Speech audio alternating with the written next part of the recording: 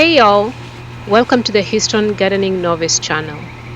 I'm a newbie gardener here in Houston, Texas, Zone 9B. Half the time I don't know what I'm doing, but I enjoy trying things out and figuring out what works for me. I hope you can join me in my gardening journey as I slowly work on building my backyard sanctuary. So I wanted to quickly talk about my favorite and most effective garden tool. It's this 2-in-1 hoe cultivator. So it has a cultivator on this side with 3 prongs and a hoe on this side.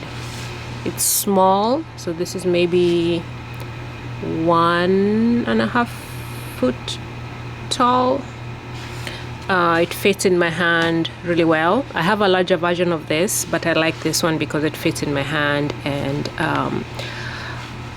it's really effective in weeding, and I pretty much use it with everything. Weeding, cultivating. If I need to dig a hole, I can use this side. If I need to weed, I can use the cultivator side. So this, even though I have better tools than this, I always find myself going back to this. So let me show you how one of the ways that I use it. All right, thank you.